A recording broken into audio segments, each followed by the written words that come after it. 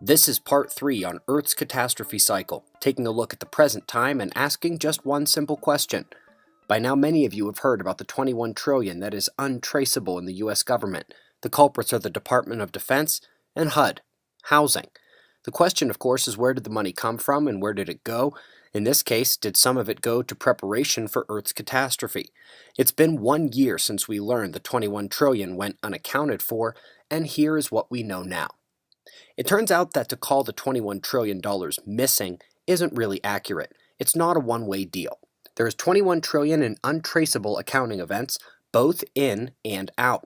So some of the mystery involved money that came in, which admittedly sounds better than mysteriously going out, but still, where did it come from? And since they aren't running at a surplus, at the very best, we have 10.5 trillion mysteriously coming into the situation and 10.5 trillion going out. Now, in the last year, the Pentagon underwent an audit and failed, and I read about everything there is on this since then, and it's clear that the scales are probably significantly tipped towards the money going out, although I was admittedly more puzzled by the money coming in from out of nowhere, hundreds of billions coming out of thin air. There's absolutely no accounting for those monies. Some is undoubtedly depreciation and pension and closed assets, things like that, but those numbers are almost certainly below 1 trillion. And furthermore, why is HUD involved? That's a lot of housing. Where is it being built? The director of our plasma lab, Billy Yelverton, said it very poignantly. That money wasn't spent on the surface of Earth. We'd see it. There is, of course, one exception, if it's in Antarctica, the place that would no longer be an uninhabitable frozen hell.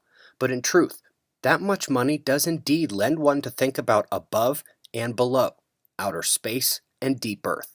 Because the money is not only not evident in the infrastructure we see around the planet, but also it's not in the economy, as was discussed on the Suspect Sky roundtable. Inflation would be through the roof, and so the money did not enter the economy as we know it. This leaves space, Antarctica, and underground, and almost entirely outside the normal economy. And then there is the problem of HUD's involvement.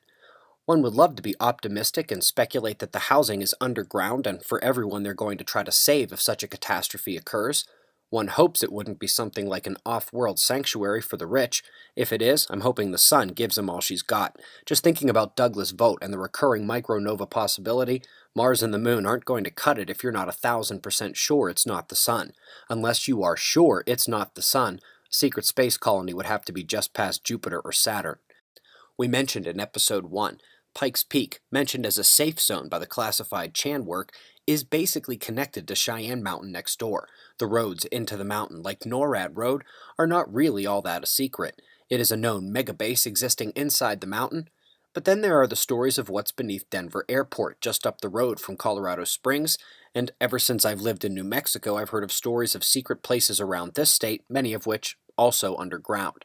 But these are things that many people know about, and whether or not you know it, we're consistently 10, 20, maybe 30 years behind the technological state in secret. Who knows what they have done underground?